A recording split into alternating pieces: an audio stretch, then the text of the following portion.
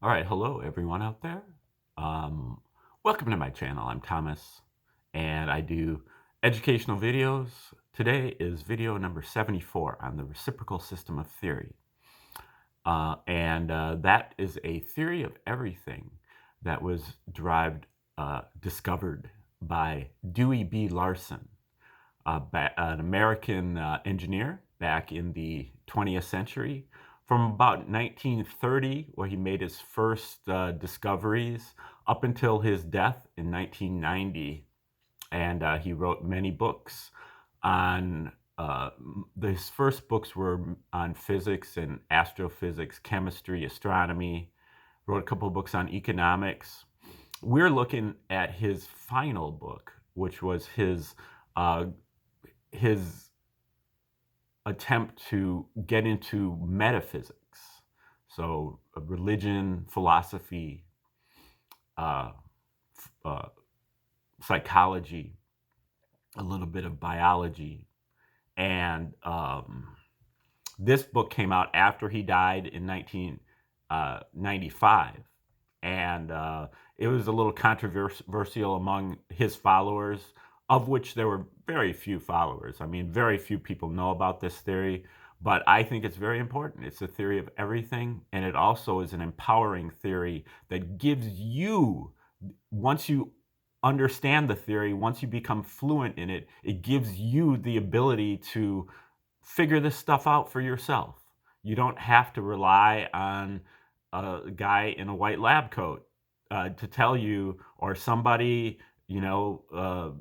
that works for NASA to tell you some kind of how everything works. You don't have to trust the science. You are the science once um, internalize the reciprocal system. The basic gist of it is that the universe is not made out of matter, and the universe is not made out of energy, but the universe is made out of motion. Motion is the relationship between space and time. Space and time being the same, other than that they are reciprocals of each other. That's basically a ratio or relationship, a ratio, a fraction. Time over space or space over time. But they both are in 3 dimensions. So they have, I would say, 3 or 4 dimensions. But regardless, that's what we know about space. It's 3-dimensional, XYZ coordinates. You can use tetrahedral coordinates for 4 dimensions. But then by the reciprocal relationship, time also has those same qualities. And time we know of as being flowing. It's always getting later and later and later. Time is progressing. So in the same way, space is also progressing because of that reciprocal relationship. And that has been detected by the Hubble telescope in the recession of the distant galaxies. All the distant galaxies are moving away from each other. And again, another way to envision that is by using a balloon, putting a bunch of dots on the balloon with a magic marker, blowing up the balloon. All of the dots are moving away from each other. Each one of those dots is kind of like a galaxy at the edge of the universe. Now, if you wanted to turn that into a more 3-dimensional rather than 2-dimensional representation, you would use something like raisin bread. All of the raisins are moving away from each other as the bread rises. Now, the other part of the theory is the discrete unit postulate, that being that both time and space have a minimum unit. Okay, they're not like continuous, they're quantized. There's a minimum unit of time and there's a minimum unit of space. Less than that doesn't exist. And 1 unit of time, 1 unit of space in 1 unit of time is the speed of light. The speed of light, according to Einstein, is the maximum speed of the universe. But according to Larson, the speed of light, according to the reciprocal system, the speed of light is the midpoint of the universe, or the neutral point of the universe. And there's an entire half of the universe that's moving faster than the speed of light, that Larson calls the sector 2, or the cosmic sector. And then there's the half that we're familiar with that's moving slower than the speed of light. Larson calls that the material sector, sector 1. Sector 1 builds up by aggregation. Particles, glom onto each other, bond with each other, until they get to their most complicated or complex form, which is DNA, which a DNA molecule has billions of atoms.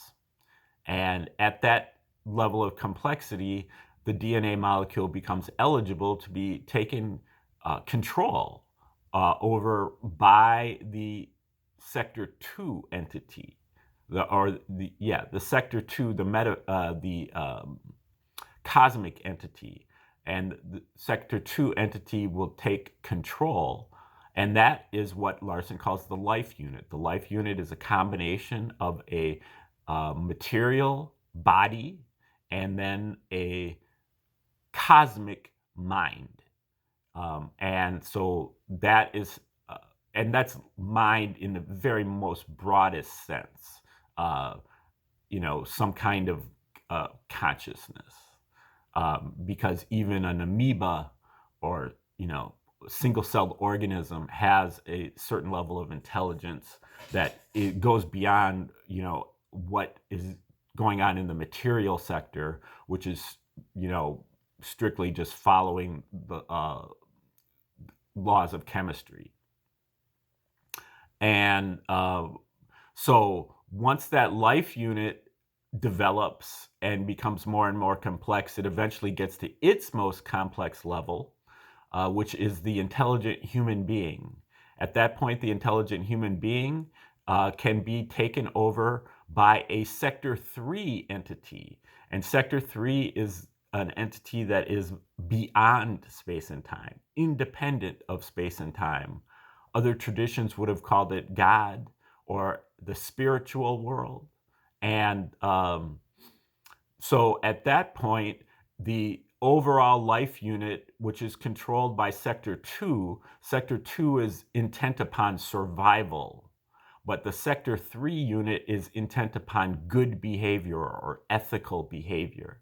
And so that puts the human being kind of in the middle, where they're having, in some cases, opposing drives. One is driven toward survival, and the other is driven toward ethical behavior.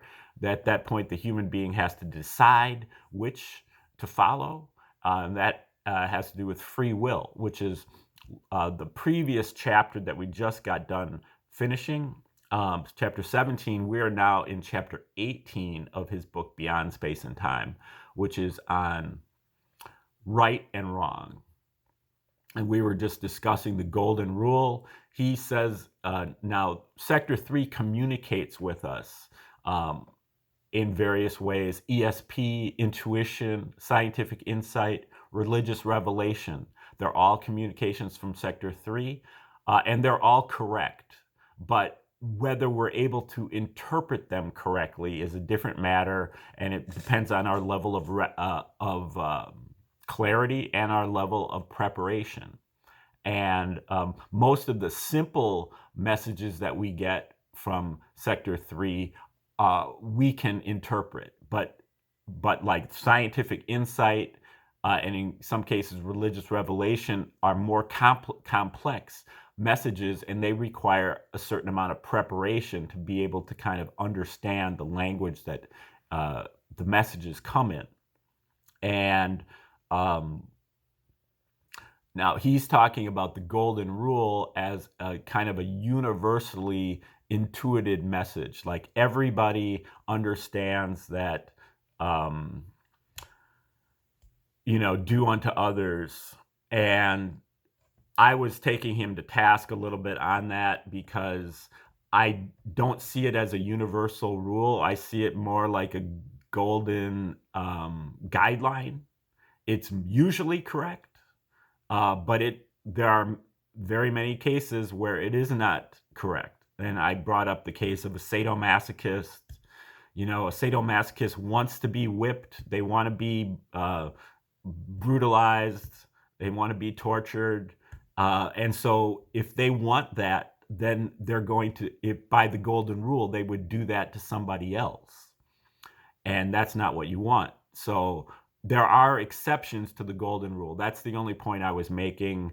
I'm not saying that the golden rule is all wrong, but I'm just saying that there are some exceptions, and so that there is not necessarily universality to it that Larson is kind of claiming. So we're going to start with him right here. We may thus conclude that the golden rule constitutes a part of the set of principles that govern Sector 3, the code of ethical man. Okay, so now he's working in this idea of a code, an ethical code, which there are the communications that you're getting from Sector 3 are kind of like slivers of that code, or sections of that code, or parts of that code. But you have to put it all together as a tapestry, or an amalgamation. Here we have the nucleus of the new rules of the game, the nucleus of the new rules of the game that supersede the rules of Sector 2, the laws of nature followed by the biological world. When we transition to ethical, when the transition to ethical man takes place, from this point on, then, we have another test that can be applied to purported revelations or intuitions concerning these rules. A more specific test than anything previously available, as any proposed addition to the known rules must be compatible with the rule that we have already verified. The first question to be asked when any such addition is suggested will be, is this consistent with the golden rule? I would question that for the same reasons that I was questioning it before. But for example, Kant proposes that what he calls the categorical imperative, in which the criterion by which we identify a moral action is a decision as to whether we would be willing to make this type of action a universal rule. It is clear that this criterion is in harmony with the golden rule throughout the area covered by the latter. Indeed, it has been called the philosophical golden rule, and it also passes the other tests that we have defined, providing that we specify collective judgment rather than individual judgment, and require substantially complete agreement on each separate issue before attempting this item as a part of the code, just as we should do where we are dealing with religious revelations. In applying this criterion, we are, in effect, taking the stand that those items which ethical men agree should be part of the moral code are, in fact, part of that code. On first consideration, this may seem to be totally unscientific. And so now he gets into a little bit of talking about what is scientific and what isn't.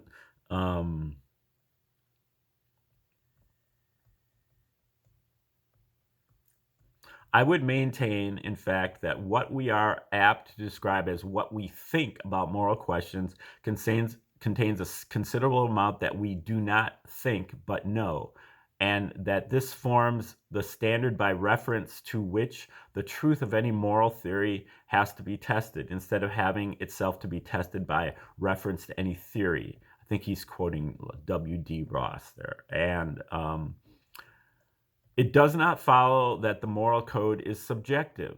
Such concepts as that of William James, who asserts that nothing can be good or right except so far as some consciousness feels it to be good or thinks it to be right, are completely at odds with our scientific findings. Man's intuitive apprehension of right and wrong is not a subjective conclusion of its own. It is knowledge of an objective fact that is transmitted to him by the intuition process. Many of those who deny the reality of metaphysical existence are reluctant to concede the existence of intuition, largely because their apprehension that such a concession might open the door to a metaphysical explanation. And, philosophers don't want to go there. So, But what difference is there between saying that the moral code is inherent in the conscience of man and saying that it is recognized intuitively? There is no general agreement as to just what conscience is. And so then he's going to go into the literature review of that. He talks about what Freud thought conscience was, Herbert Dingle, and here you go. One of the big stumbling blocks that stands in the way of a clear understanding of the basic principles of morality is a widespread impression that if a moral law is valid at all, it must be absolute, or as Kant expressed it, categorical. This conceptual error leads to confusion in both directions. So maybe Larson's talking to me here because I'm looking for a universal thing. He's saying that the golden rule is a nucleus, but maybe that doesn't mean that it's always, he's maybe saying that, agreeing with me, that it's more of a guideline. It leads, I don't know, let's see. It leads those who do not think things through in a comprehensive way to adopt dogmatic points of view and insist on the application of certain laws or commandments under conditions where the consequences are definitely harmful. On the other hand, it leads many of those who recognize the undesirable consequences of this rigid dogmatism to take an equally extreme viewpoint and deny the existence of fixed moral laws. The finding of this work is that the moral laws are indeed fixed and unchanging. These laws are the governing principles of Sector 3, and they have the same permanent status as the governing principles of the other two sectors of our universe. No one contends, for example, that gravitation is merely a transient phenomenon which will sooner or later be superseded by some other type of behavior of matter. That's questionable, but we'll keep going. Nor is it seriously suggested. Larson tends to like to use this seriously suggested, or, a lot of times he'll dismiss things because he calls them absurd. Where, when you're trying to do something universal, when you're trying to have a theory of everything, it's got to encompass the absurd. So I dispute what he's talking about here as well, but here he's saying, nor is it seriously suggested that some other factor may ultimately replace survival as the controlling element in the biological evolutionary process. The laws of Sector 3 are no less constant. However, the situations to which these laws apply are generally of a complex nature, and their practical application is therefore subject to a number of different considerations. It is often claimed that the moral laws are inherently different in character from the physical laws, inasmuch as the latter are essentially statements as to what will happen under specified conditions, whereas the moral laws are statements of what ought to be done. No such distinction needs to be drawn. Human beings have the option of following the laws and principles of Sector 3 rather than those of Sector 2, the kill or be killed, rules of the biological realm. If they elect to do so, the moral laws are statements as to what will happen under specified conditions. Just as it is true of the physical laws, if they choose not to follow the code of Sector 3, then the biological laws specify what will happen.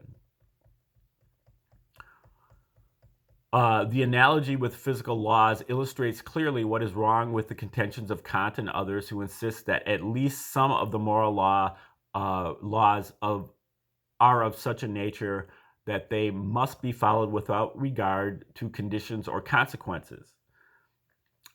His categorical imperative is restricted by no condition, as absolutely, though practically necessary, it can be called a command in the strict sense. But this is not at all true of physical laws. For example, the law of heat transfer states that heat will flow from a body at a higher temperature to one of a lower temperature. But in the familiar desert water bag, the water is kept cool by heat transfer against the temperature gradient. The explanation is, of course, that the heat is actually being transferred from the air to the water in accordance with the heat transfer law, which is in full effect. But under the existing conditions, another physical law that governing evaporation is also effective. So he's saying that one law can cancel out another, and it makes it look like the laws are relative, even though they are absolute. But there are other laws that intervene.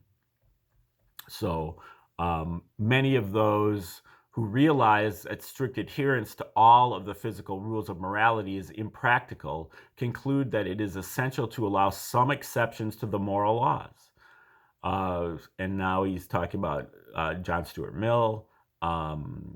Rules of conduct cannot be so framed as to require no exceptions. And another person who regards the need for exceptions as self-evident. When there's a conflict between two moral laws, we must admit an exception. But Larson says, what all those who share this point of view fail to recognize is that the result of a conflict between two moral laws, like that of a conflict between two physical laws, is quantitative. Whether an action is right or wrong depends on the net balance of the right and wrong aspects of the different moral elements that enter into the action as a whole, just as whether a physical object will gain or lose heat depends on the net result of the different physical laws that apply under the existing circumstances. Okay, so he's qualifying things by saying that these laws are universal, but they appear to have exceptions because other times there are situations where other laws intervene, other universal laws. Okay, so we'll leave it there and we'll return to this tomorrow. Have a great day. We'll see you later.